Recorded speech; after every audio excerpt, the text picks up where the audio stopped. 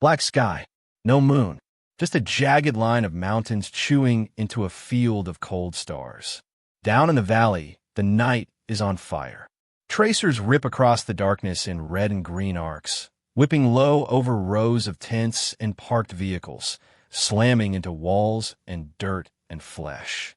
The forward staging area that looked clean and orderly a few hours ago is now a burning, broken sprawl. Canvas hangs in ribbons. A Humvee is on its side, wheels still spinning. Somewhere, a man screams for a medic and the sound is swallowed by another explosion. The ground jumps as a mortar round hits close, throwing gravel and dust like a kick bucket. Bodies dive into shallow trenches and behind half-built walls, boots sliding on loose rock, helmets cracking together. In the middle of it all, the task force commander crawls. He digs his elbows into shredded concrete, dragging himself under a fallen girder, his plate carrier grinding on rubble. His left ear rings from the last near miss. His right ear picks up only muffled chaos. His hand never leaves the radio pressed to his vest. Thunder, this is Sentinel Actual. Troops in contact, danger close. Authenticate Charlie. 7, over. Static floods back at him, thick and dirty. He flips to another preset with his thumb, knuckles scraped raw. Any air on this net? Any QRF? This is Sentinel Actual. We are pinned and taking heavy. The reply comes as a torn fragment. Read, copy, jamming. And then the sound tears sideways into a long, rising electronic squeal that drowns everything. He swears under his breath. That isn't atmospherics. That's a deliberate hand closing around their throats. A hollow whump rolls across the valley. Then another. Then 3 in a row. There's a brief, breath-held silence. Then the sky drops on them. Mortar rounds crash into the compound with surgical precision. The first slams into the main gate area, buckling the road and flipping a truck like a toy. The second falls between 2 tents and turns fabric and people into one pulped mess. The third hits just outside a bunker, spraying shrapnel down its firing slit. They're bracketing us, someone yells from a nearby trench. They've got the whole grid. He's right. This isn't random harassment. This is math. Someone up on those ridges is reading corrections and dialing rounds and like they're nudging pieces on a board. The commander lifts his head, just enough to see.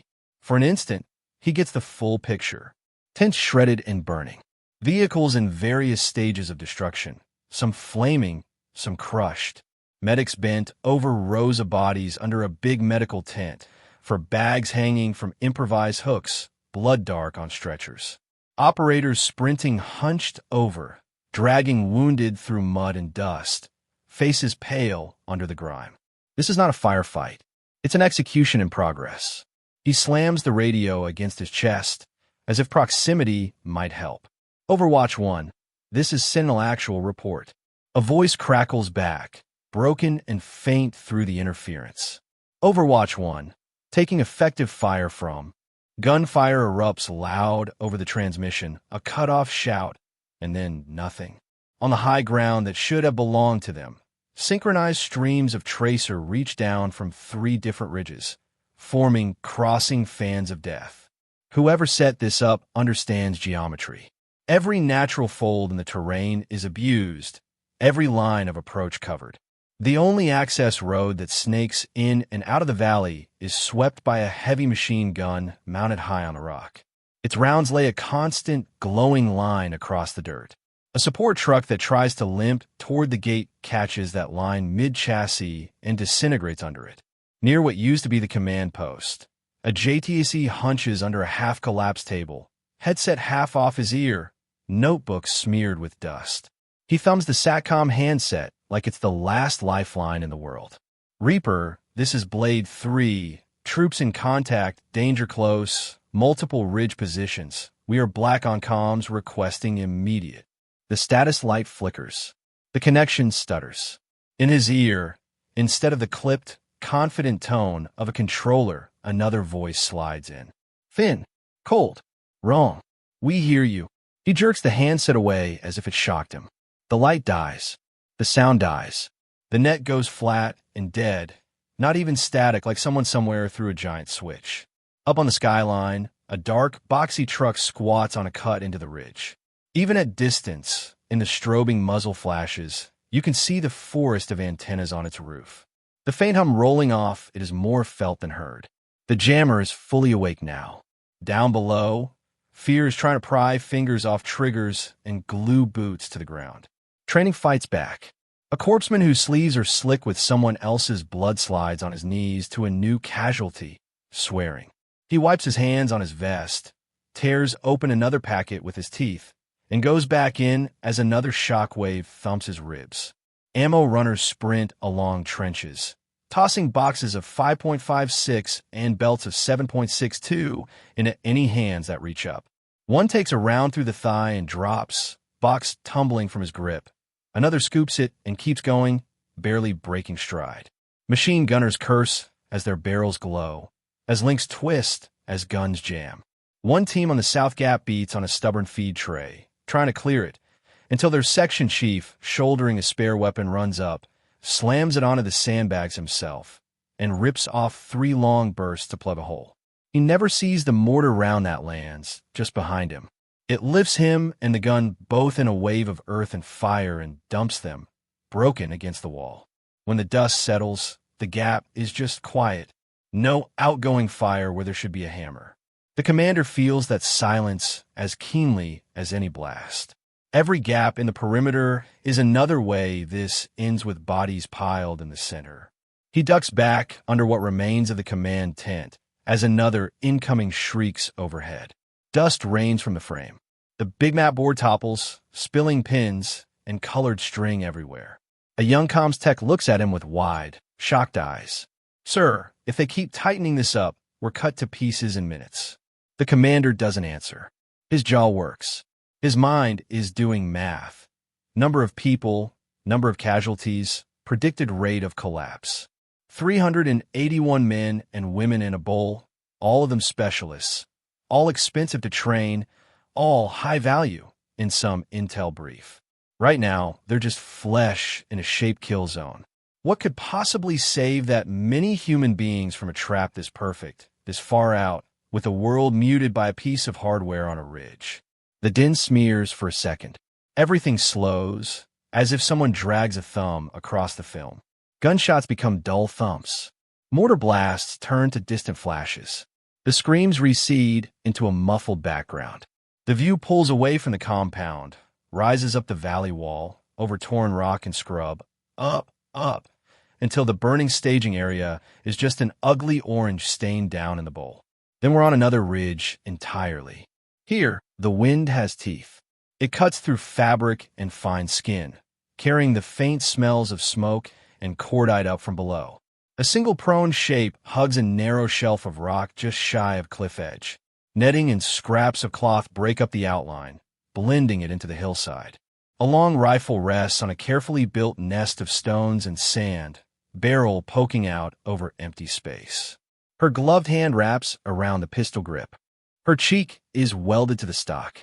One eye is closed. The other peers through a scope whose outer glass carries a hair-fine crack. Through that optic, the valley is a contained inferno.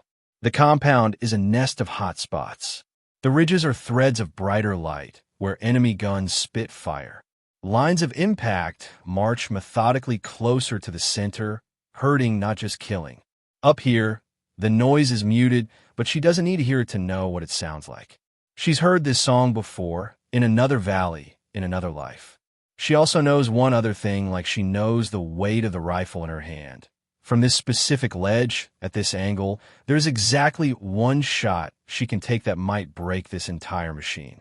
One bullet that will either save them all, or make all of this worse.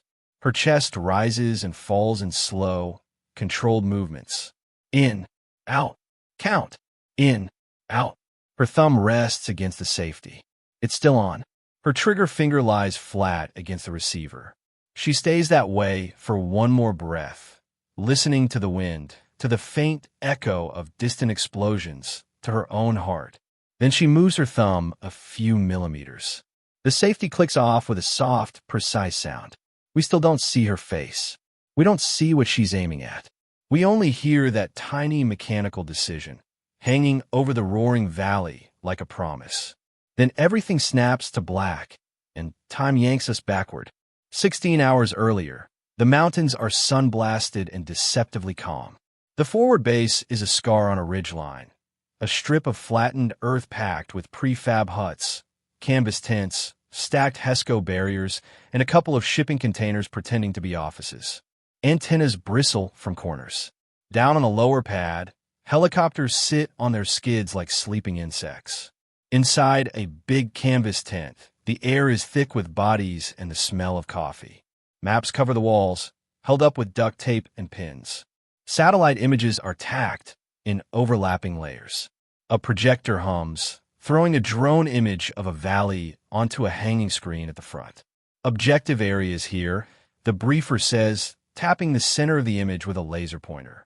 Former relay station. Abandoned since the last conflict in this sector. We roll in, stage overnight, push deeper at first light to hit a rumored command node up valley. Rows of SEALs and attachments fill the tent, boots planted, arms folded. Some lean back in their chairs, others sit forward, elbows on knees. A handful of officers and NCOs stand along the sides. Total strength in the valley will be 381, the briefer goes on. Multiple platoons, plus comms, intel, JTACs, med support. You'll be the heaviest thing in that grid square. What's the threat picture? Someone calls. The intel officer flips a slide. Grainy overhead shots. Lines drawn on roads. A few red XS. Enemies fragmented, he says. They've taken hits up and down this border. Logistics degraded. They're scattering, not massing. We're seeing smaller cells, not big formations. This is pressure. Deny them sanctuary. High risk, yes, but manageable. Near the back, sitting by the projector stand, a woman in dusty tan pants and a fleece jacket sits with a notebook open on her lap. Captain Ana Reyes doesn't look at the slides. She looks at the paper topo map pinned to the sidewall. Her finger traces the squiggling contour lines that describe the target valley. The lines bend inward, forming a shallow bowl. The ridges around it rise, lines packed close together in tight curls where the slopes are steepest. She follows faint dashed routes labeled as footpaths, high on those ridges. She sees, in her head, how arcs of fire would overlap from 3 different fingers of rock, how everything that sits in the basin would be visible and vulnerable. Overwatching counter-sniper is Captain Reyes, the briefer says, glancing at a sheet. Attached from Special Operations Sniper Element. She'll have initial high ground positions covering staging and movement. A few heads turn to glance at her. Most don't. A senior operator near the front twists halfway around in his chair and gives her a grin.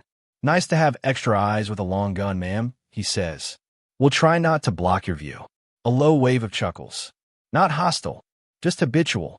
Reyes nods once, a tiny acknowledgement, and raises her hand.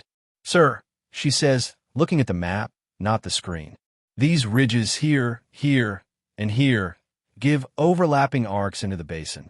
If you park 300 people in there, static, overnight, anyone who owns this high ground owns you. The intel officer looks over from his binder. Overhead during the last 2 weeks shows passing traffic, not sustained occupation, he says. Some tracks, yes. No entrenched positions. No large heat signatures. It's been a way station, not a fortress. And if they decided to make it a fortress, she asks. If they decided to let us roll in and then close the door? That's not what the picture shows, he answers. The operations officer checks the time. They're already bumping against movement windows. Captain, you'll be offset on the high ground, with flexibility to adjust once your eyes are on, he says. If you see something the picture missed, you call it. Right now, we go with the plan. Reyes closes her notebook. On the topo, she circles one particular chunk of ridge in pencil. The lines there are tighter, the angle nastier. It feels like a place where bad things happen. Outside, the base is in motion. Gear checks, weapon checks, people double and triple checking frequencies and call signs. The rhythm of a unit about to step off. On the edge of a dirt range, she lies behind her rifle, sighting in. The steel plate downrange rings with each impact, the sound flat and satisfying. She tweaks her elevation for altitude, notes the change, makes another neat entry in her data book. While she works, she smells something on the wind that isn't jet fuel or generator exhaust. Smoke. Wood, not diesel. Grass, not plastic. Faint but fresh. She sits up, squinting toward the valley's direction. From here, it's just heat, shimmer, and rock. On the walk back through the motor pool, she spots tire tracks in a pocket of undisturbed dust. The pattern isn't one of theirs. Narrower, deeper, coming from the valley's side, cutting into their chaos, and then lost among their own prints. Locals, a mechanic grunts when she points it out. Contractors supply, God knows. This place is a bus stop. Maybe. She files it away with the smoke and the ridgeline that feels wrong. A young operator falls in his step beside her as they head toward the vehicles. You didn't sound sold in there, he says. Maps don't lie, she replies. But people do weird things with what they see. You got that look, he says. Like this isn't your first rodeo. It's not my first bull, she admits. He waits. Other valley, she says after a beat. Other briefing. I pointed at lines and said they were all wrong. That canyon narrowed too much. The ridges came in too tight. I told them they'd be in defilade for anyone on the heights. They went anyway. Intel said it was fine, she says. So yeah, they went anyway. What happened? She doesn't look at him.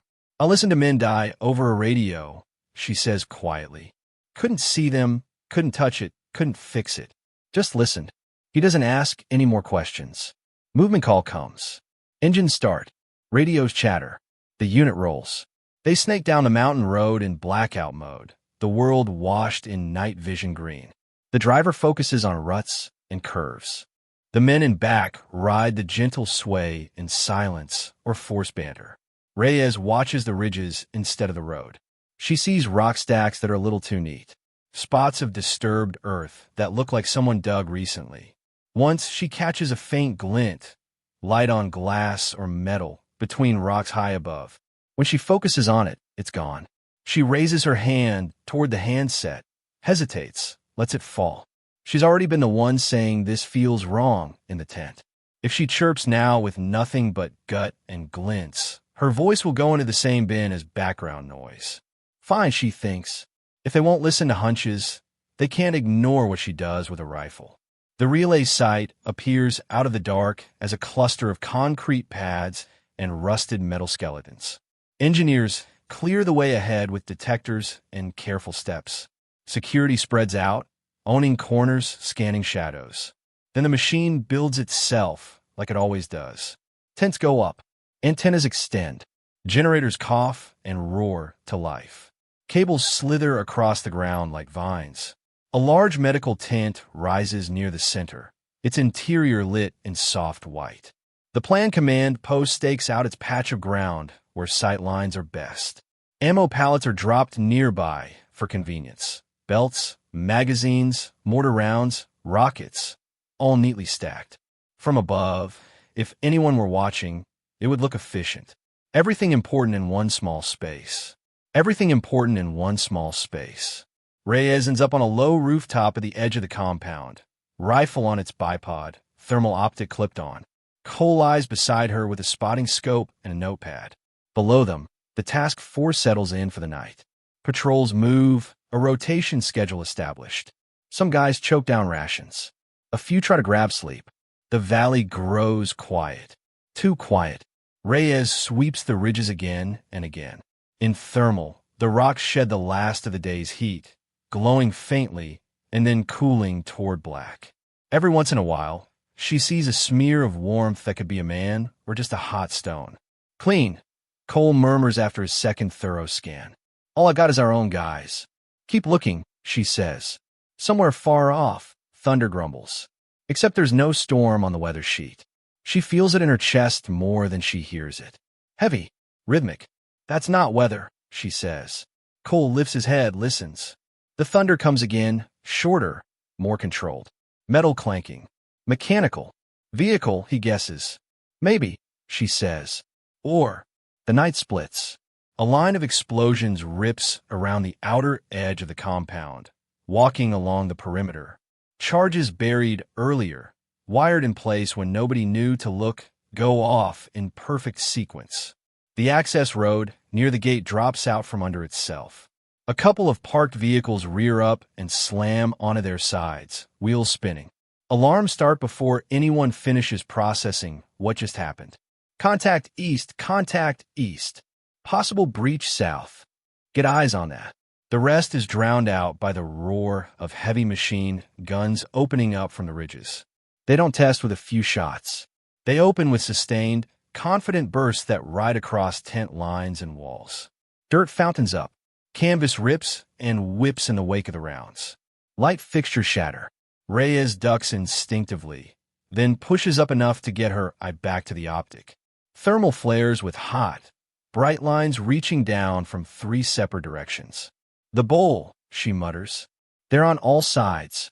Radios explode into life throughout the compound. Multiple nets, multiple units, all shouting at once.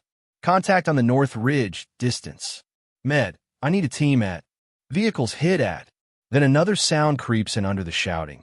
A rising electronic buzz that quickly becomes a wall. On one of the ridges, the jammer truck's antenna array glows faintly in thermal. Its engine warms, its system spool. The squeal builds. One by one, voices on the net cut off mid-sentence. Taking accurate fire from, "We have wounded at." Then nothing, just that high, grinding screech across all channels. Net's saturated, someone yells from inside the command post. "We're losing everything." Reyes and Cole feel their own headsets pop and go quiet. "Jammer," Cole says. "Has to be." She doesn't answer.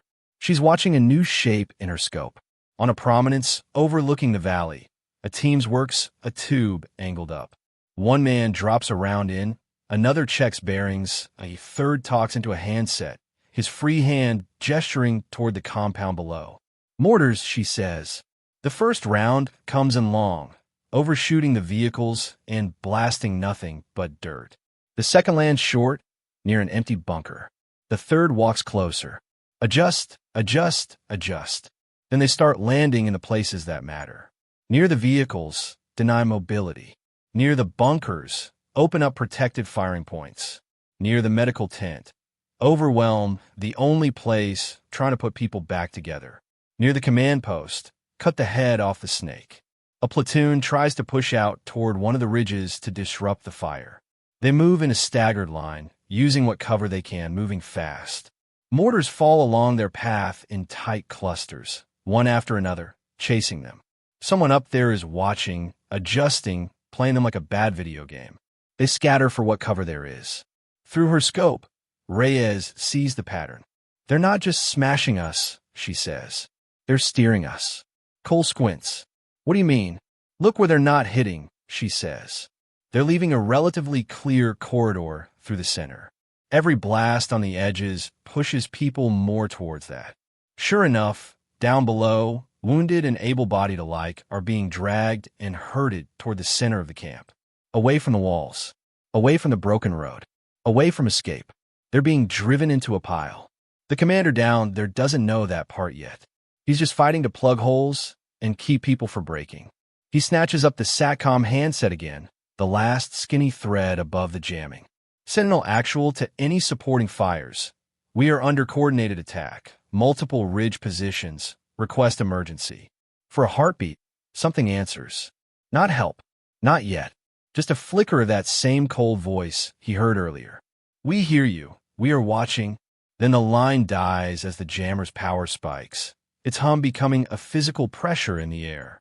They aren't just jamming. They're listening. They set this trap knowing exactly when the task force would be here and how it would be laid out. In the chaos, a crucial machine gun on the southern gap seizes up. The barrel has been run too hot, the feed chewed. It locks at the worst possible moment. "Guns down," the gunner shouts. "I've got nothing on south." The senior chief, the same one who joked about extra eyes earlier, doesn't even hesitate. He grabs a spare gun from a man nearby, drags it into the open, slams it onto a half-built wall, and starts firing from a completely exposed stance just to get rounds out. He cuts down 3 figures trying to close the distance. He doesn't even see the mortar round that lands a second later. The blast flings him and the gun sideways. When the dust clears, he's a still shape half buried in debris. The sector, now dangerously silent still. On the rooftop, Reyes feels the shock wave as a tremor in the concrete. Dust falls in sheets around them. Her ears ring. Cole coughs, wipes dirt from his face. "This is bad," he says, which is the understatement of the year. She tears a page from her notebook, snaps a pencil in half, and starts drawing. "Call out impacts," she says. "You drawing now? Just do it." He obeys. As mortar rounds fall, he calls splash, and she marks them on a crude sketch of the camp. Each circle gets a quick line back, toward the ridges, an estimated angle of origin. The lines converge. The same ridge sector she circled in pencil back at the base. Everything, the mortar fire, the jamming, a couple of heavy guns, is centered there. From this rooftop, she can't get a clear shot at that heart. Too many folds, too much rock in the way. She can kill shooters and machine guns on the nearer ridges, maybe, but they're symptoms, not disease. Down below, the perimeter is starting to fray. More wounded, more gaps. The medic teams are running out of hands and supplies. The commander's world is contracting into a handful of critical points that he's losing one by one. Cole reloads, fires, curses. Orders were to anchor this post, he says between shots. Provide overwatch for command. She hears the words. She also hears her own heartbeat, the thump of incoming, the echo of another valley where she did exactly what orders said and listened helplessly as men died out of sight because she stayed where she was told.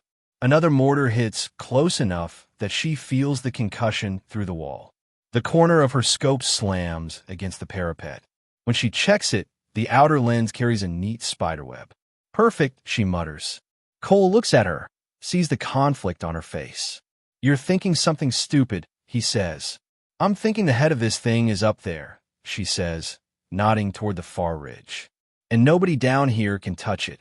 Even if you're right, we can't get clear lane from here. Range, angle. Not from here," she agrees. The impossible climb she traced on the map flashes in her mind. The jagged chimney, the tiny ledge. Cole follows her gaze to the dark wall of rock beyond the outer berm. "No way," he says immediately. "Under fire? With that thing hunting for muzzle flashes? And command told you to." Another blast rocks the roof. Chunks of concrete rip away.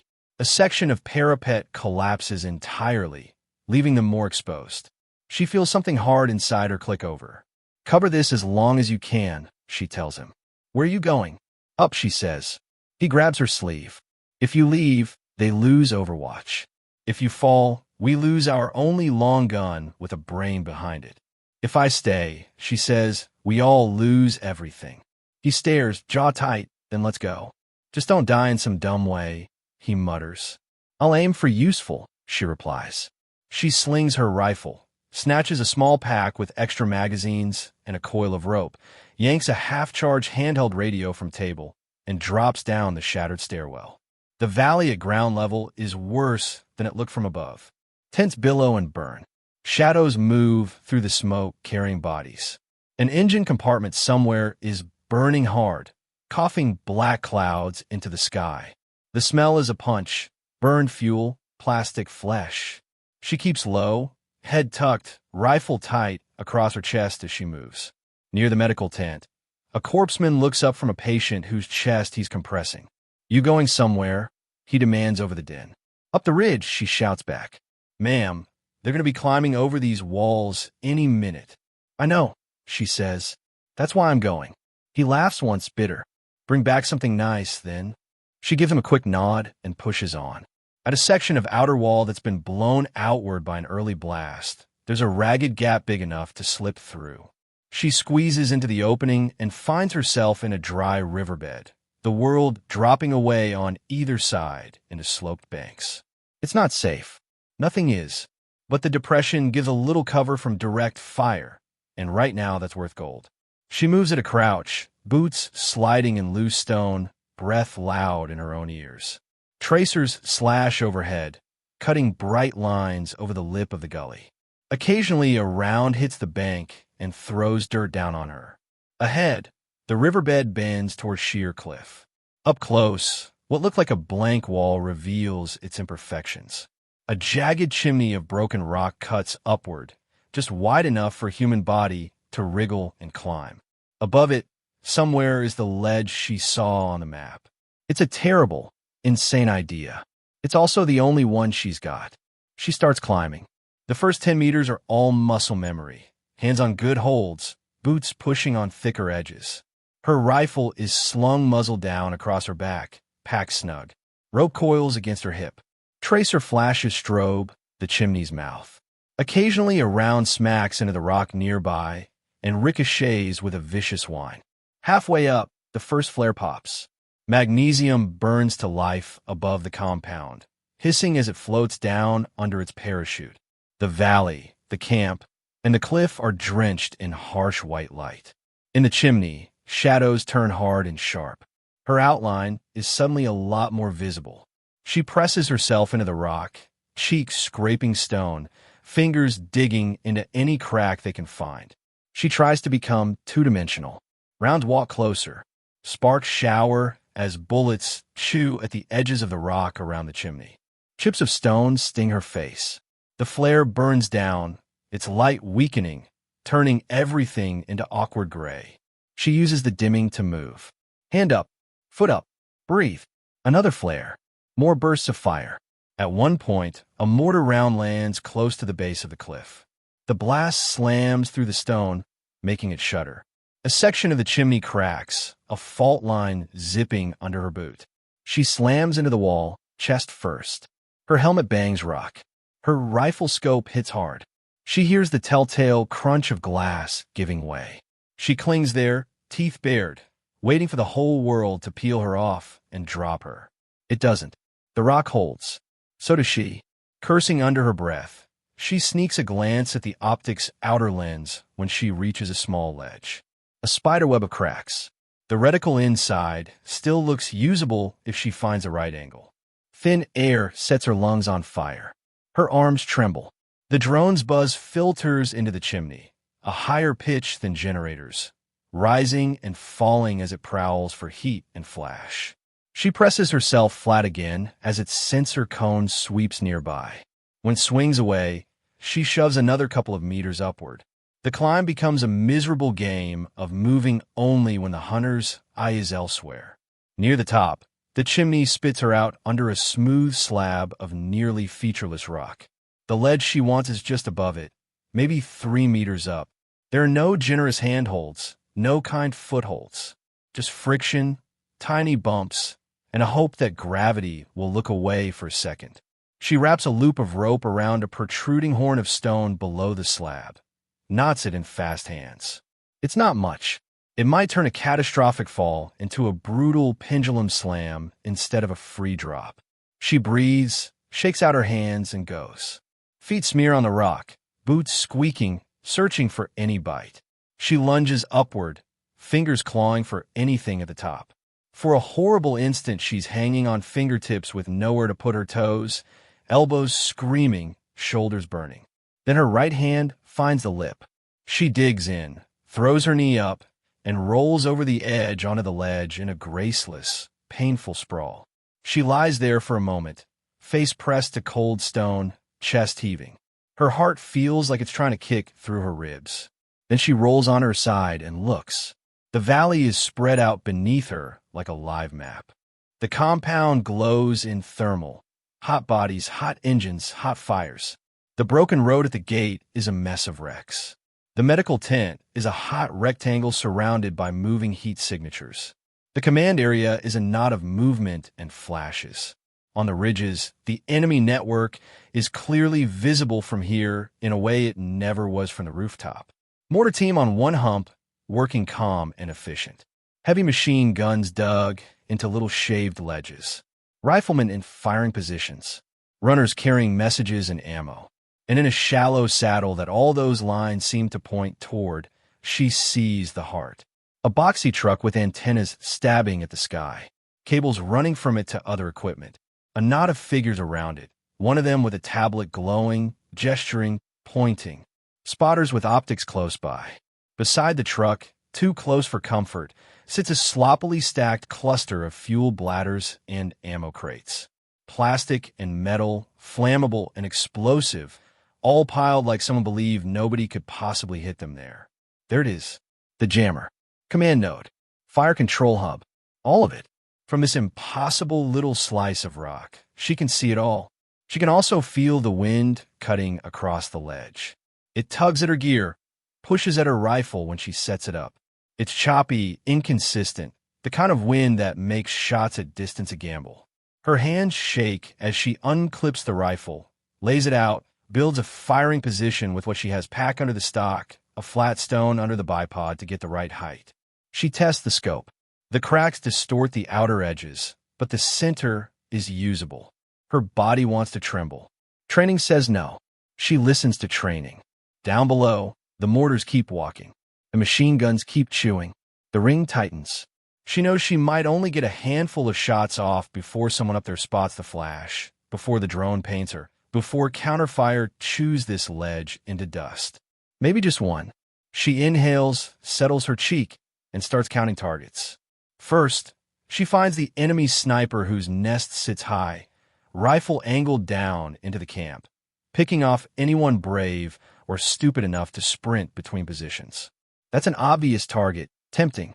Second, the mortar spotter, a man with binoculars and a handheld radio near the tubes, calling adjustments, pointing, nodding. Take him, and the mortars might stumble. Third, the jammer truck and its handlers. Fourth, the heavy machine gun positions, locking down the access points. Fifth, a knot of squad leaders with radios and hand signals, directing pushes and pulls. Classic ladder says you kill the shooters who can kill your friends in the next 5 seconds first. But something on the ground bothers her. Near one ridge position, just at the edge of her scope, she sees a line of prone figures, hands bound, lying close to the rocks. Not fighters. They're too thin, too mismatched in clothing. Civilians. Porters. Prisoners forced to haul boxes and dig holes. Any sloppy shot or stray blast in the wrong place could cook them along with their captors. Her stomach tightens. They didn't set this up just to kill everyone in the bowl. They set up to pin them, weaken them, then send in capture teams to grab whoever's still breathing. Those prisoners are practice. Stage props. If they can pull it off with 381 special operators, the propaganda will echo for years. She shifts her sight back to the jammer truck. The man with the tablet gestures. A mortar adjustment follows. He gestures another way. A heavy machine gun line shifts accordingly. He is the nervous system. The truck is the brain. The bladders and crates are the exposed artery. The drone's buzz grows louder. She feels, rather than sees, it angle toward her piece of rock. Her own heat signature, her rifle, her breath, things that might look wrong on a thermal feed. She presses herself down into the stone, waits while it passes. Rocks chip nearby as a distant counter sniper, suspecting someone's out there, begins testing possible hide positions with probing shots. She cannot sit here and take her time. She cannot work through her ladder with careful, clinical progression. The window is shrinking. She breathes in, breathes out, and thinks of the other valley, the other night when she stayed in her ordered spot and watched a patrol walk into a canyon and not walk out. She hears again the last words on the radio, the way the net went quiet one voice at a time. Not this time. Her standard priority list flips around in her head and rearranges itself into something uglier and more efficient. Ignore the sniper. Ignore the mortar spotter. Ignore the immediate threats. Hit what feeds them all. She shifts her aim off of heads and chests and onto plastic, onto fuel, onto thin aluminum skins, and unstable stacks of high explosives. Wind gusts. She watches dust motes in the scope to gauge drift, feels the slope of the ledge under her ribs, finds the undistorted center of her cracked optic, sets her hold not just for range, but for the misbehavior of the mountain air. The drone swings back. The buzz rises. She can almost feel its sensor cone like a light about to sweep over her. This is it. She exhales slowly, letting tension bleed out through the trigger finger that isn't on the trigger yet. Her world narrows to a crosshair on a particular bulge of a fuel bladder, just adjacent to a stack of ammo crates that some lazy loader shoved too close. Somewhere in the back of her mind, a voice whispers that if she's off, even a little, the blast might jump tracks, hit the ridge with the bound civilians, or blow in some way she didn't anticipate. Some louder part answers, if she does nothing, 381 people die anyway. She rides the last few heartbeats down, waits for the brief pause between gusts, waits for the drone's path to carry it a fraction away. Her finger settles on the trigger. The future of the valley balances on the pressure of a few ounces. She pulls. The rifle buckles into her shoulder with a familiar, intimate thump. For an instant, the world disappears in recoil. Then the scope picture snaps back. She tracks the trace as best she can as it burns through the thin air, invisible to everyone but the physics she's betting on. The round punches into the side of a fuel bladder, a fraction low and right at the exact point she aimed at. For a second, nothing happens. Then the bladder ruptures. Fuel sprays. A split second later, some small, almost forgotten ember, maybe from a nearby cigarette, maybe from a hot muzzle, maybe just cruel luck, lights the vapor. The world on that ridge turns white. Fire engulfs the bladder, then leaps hungrily to the others. The heat reaches the ammo crates. The first cook-off is almost dainty, one round popping off into the night. Then the rest go. A chain reaction races through the stack. Rounds detonate in their boxes, sending trails of tracers spinning out in random directions. Mortar shells blow where they sit. The jammer truck itself catches the edge of the blast and flips onto its side like a beetle, antennas snapping, panels flying. Anyone standing close doesn't have time to scream. The shockwave blasts down the slope, flattening men and positions. The enemy sniper hide is shredded by flying debris. Mortar teams are thrown away from their tubes. The figures near the tablet vanish in a spray of heat. From the valley floor, it looks like the mountain itself decided to spit fire. One entire section of ridge blossoms into a boiling fireball. The jammer's hum cuts off in mid-whine. The constant, oppressive buzz on the radio nets vanishes. In the compound, radios that were dead a second ago crackle to life like someone opened a door. Sentinel Actual, this is Reaper. We are on station. Send your grid. Blade Elements. We read you. Say situation. Over. Operators look at each other with wild, disbelieving eyes as clear voices suddenly punch through. On the command post floor, the commander snatches up the handset with a hand that was about to give the order to destroy sensitive equipment and prepare for a last stand. Reaper, this is Sentinel Actual, fire mission, danger close, grid. He spits out the numbers, eyes flicking to the map, dust still in his hair. Ridge positions marked by large secondary explosion. Repeat, engage all follow-on firing points around that blast. Friendlies in the basin. Copy all. Danger close. Stand by. The controller replies, voice cool and clean. Up in the night, aircraft that have been circling impotently beyond the jammed bubble tilt and dive. In the compound, the change is physical. Men who were hunched and braced for inevitability suddenly move with new urgency. Machine gunners whose barrels have cooled in forced silence roar back to life. A platoon that had been pinned behind a row of Hescos pushes out to resecure the southern gap. Another forms a wedge around the medical tent to move the most critical wounded toward the access vector that might be a path out again. The enemy tries to adapt. Without the jammer, their own nets are noisy in their ears. Without the mortar fire, their ability to hurt is gone. Without their coordinated heavy guns, their confidence falters. Smaller elements try a desperate rush anyway, charging down ravines and washes, rifles up, hoping momentum can replace the control they just lost. This time, the task force meets them with full weight. Machine guns cut lanes through the charging fighters. Riflemen pick targets and drop them methodically. Air bursts slam into ridge positions, flinging men like dolls. The beautiful, deadly geometry the enemy set up unravels into chaos. Up on the ledge, Reyes watches as the ridge she shot at becomes a crater of flame and shrapnel. She sees figures trying to crawl away, some of them never making it.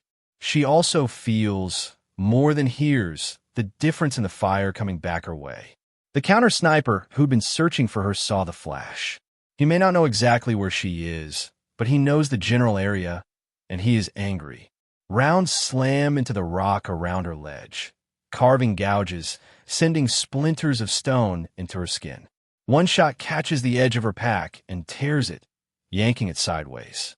Another hits near her bipod and flips the rifle half off its rest. She rolls, trying to make herself as small as possible.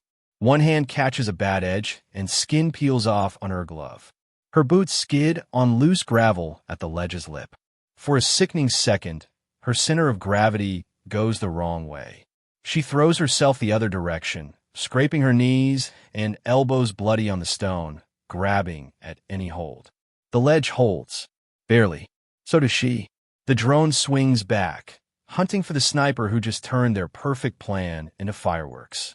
The team near its control station is half dead or scattered, but the machine doesn't care. She knows she can't risk another shot. Not now. Not from here. The mission, from her perspective, is complete. The circle is broken. The jamming is gone. The enemy's central nervous system is fried. Now she just has to live long enough for someone to secure the ground between here and down there. She pulls herself backward along the ledge, belly to the rock, trying to get out of the line where the counter sniper expects her. Down in the valley, the fight grinds on. It isn't pretty, it isn't clean, but it's no longer one-sided murder. Airstrikes tear into secondary positions on the ridges, guided by frantic JTAC calls. Hit the muzzle flashes right at the big blast. One says voice raw. Those are still firing on my guys. A few enemy teams break and run toward the hills, abandoning positions that seemed unassailable an hour ago. By the time the sky begins to pale with the first hint of dawn, most of the enemy guns on the ridges are either silent or buried under rock and smoking debris. The valley is a wreck. Smoke drifts from burned-out vehicles and shattered concrete. The medical tent is overflowing. Casualty numbers are bad, but as they do head counts, as they grab names and force themselves through the math, something impossible emerges. Everyone is alive. All 381 SEALs and attached personnel. Wounded, yes. Some broken badly, but none missing, none taken. Search teams move up the ridge where the massive explosion originated. The air up there smells even worse. Burned electronics layered over fuel and flesh. They find the jammer truck twisted on its side, antennas snapped like dry branches. Beside it, scattered in the dirt, are camera rigs and tripods, half-melted restraints, boxes of zip ties. They weren't going to just kill everyone in the valley. They were going to cripple them, then send in capture teams. Bind them, film them, use them as trophies and bargaining chips. Later, back at the base, analysts will pull threads. They'll trace the intel leak back to a network with friends inside local security forces. Someone fed the enemy the task force's staging plans, timing, even an accurate layout of the compound once tents went up. That's how the mortars bracketed so perfectly. That's why the jammer came on at exactly the worst moment. For now, the people in the valley just know they survived an execution that should have worked. Halfway down the descent route from her ledge, Reyes is picked up by a small search element working the cliffs. They find her sitting on a rock, rifle across her knees, hands scraped raw, uniform torn in half a dozen places. Dust streaks her face where sweat carved paths through it. You fell out of the sky. One of them asks, genuinely baffled how she got there. Wrong side of the roof, she says dryly, because she's too tired for explanations. They help her down, one on each side when her legs threaten to give out. Back in the valley, a corpseman checks her over, muttering under his breath at the state of her hands. She waves off pain meds until he glares and makes her take them. In the formal debrief later, senior leaders fill a room with maps again. They shout, point, argue over how the intel failed, how the enemy got so ready, how they allowed 381 people to walk in such a beautifully prepared kill box. Someone spreads Reyes' crumpled notebook pages alongside their original printed slides. On one side, neat satellite imagery and glowing arrows. On the other, pencil sketches of ridges and impact points and one circled sector on the high ground. The difference between trusting the picture from above and trusting the person on the ground who reads mountains is suddenly hard to ignore. The official paperwork that spills out of this will be sanitized. Commendations will boil the night down into phrases like decisive action from elevated position, disabled enemy command and control.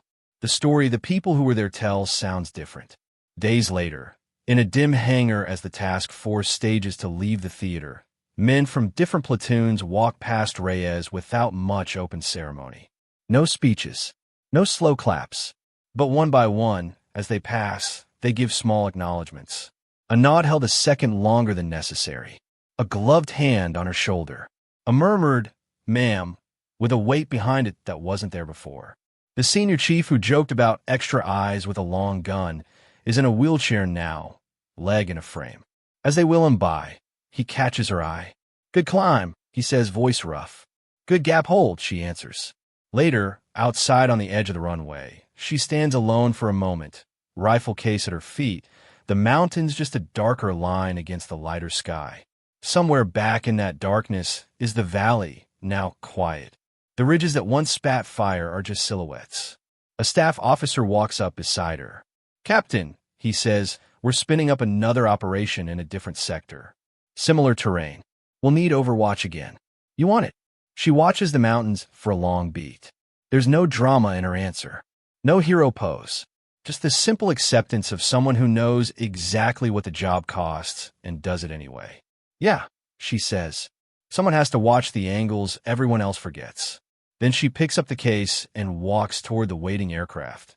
The legend of the night, 381 people were trapped in a kill box and saved by one impossible shot already starting to grow in the shadows behind her.